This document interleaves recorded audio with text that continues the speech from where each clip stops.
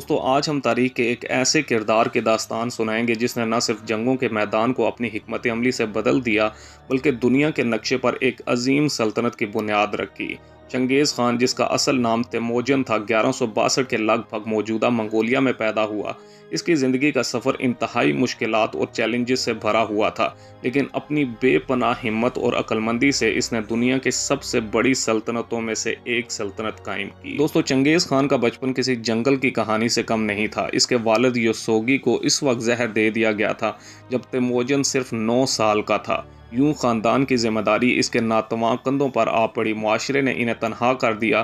بھوک اور سردی سے جوجھتے ہوئے تیموجن نے اپنے بھائیوں کے ساتھ مل کر شکاریوں کی زندگی گزاری۔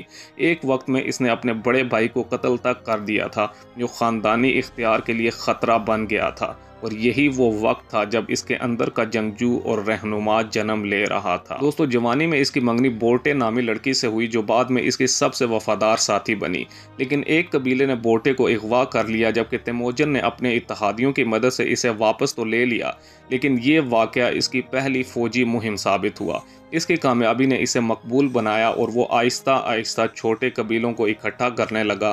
اپنی ذہانت اور انصاف پسندی سے اس نے لوگوں کا اعتماد جیت لیا۔ دوستو 1206 میں منگول قبائل کے ایک عظیم اجتماع کورلٹائی میں تیموجن کو چنگیز خان کا خطاب دیا گیا، جس کا مطلب ہے عالمگیر حکمران۔ اس نے منتشر قبیلوں کو ایک لڑی میں پرویا اور ایک مضبوط فوجی نظام تشکیل دیا۔ ہر سپاہی کو صلاحیت کی بنیاد پر ترقی ملتی، نہ کہ خاندانی روایت پر۔ اس کی فوج نے جاسوسی اور جھوٹی پسپائی جیسی حکمت عملیوں سے دشمن کو چکما دیا۔ دوستو چنگیز خان کی فوج نے چین کو شکست دے کر بیجنگ پر قبضہ کیا۔ خوارزم شاہی سلطنت، جو موجودہ ایران اور وسطی ایشیا تک پھیلی ہوئی تھی، اس کو اس نے تہس نہس کر دیا۔ ہر فتح کے بعد وہ مقامی کاریگروں اور علماء کو بچاتا، جنہیں بعد میں سلطنت کی تعمیر میں استعمال کیا گیا۔ اس کی سلطنت مشرق میں کوریا سے لے کر مغرب میں یورپ تک پھیلی ہوئی تھی، جو تاریخ کی سب سے بڑی زمینی سلطنت تھی۔ دوستو چنگیز خان صرف ایک جنگجو ہی نہیں تھا، بلکہ ایک باصلاحیت منتظم بھی تھا۔ اس نے یاسا نامی ایک قانونی ضابطہ متعارف کروایا، جس میں چوری اور لڑائی جیسے کرائمز کی سزائیں طے تھی۔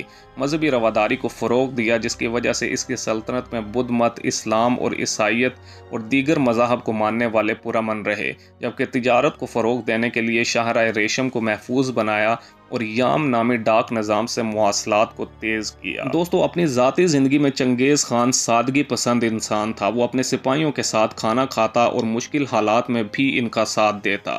اس کا ماننا تھا کہ خوشحالی کا راز اتحاد میں ہے۔ اپنے بیٹوں اور اتحادیوں کو وہ بار بار مشورہ دیتا کہ اکیلے ایک آرا تمہیں توڑ سکتی ہے، لیکن متحد تیروں کا گٹھا نہیں ٹوٹتا۔ دوستو 1227 میں ایک مہم کے دوران چنگیز خان کی موت ہوئی۔ اس کی تدفین خفیہ مقام پر کی گئی اور کہا جاتا ہے کہ اس کی قبر پر دریا بہا دیا گیا تاکہ کوئی نشان باقی نہ رہے۔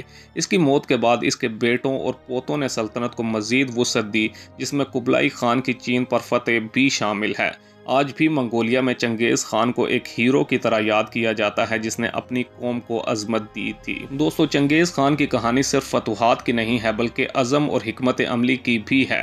وہ ایک پیچیدہ شخصیت کا مالک تھا، جس نے لاکھوں کو موت دی مگر ایک منظم معاشرہ بھی تشکیل دیا۔ اس کی میراث ہمیں سکھاتی ہے کہ قیادت اور ویژن کے بغیر کوئی بھی خواب پورا نہیں ہو سکتا۔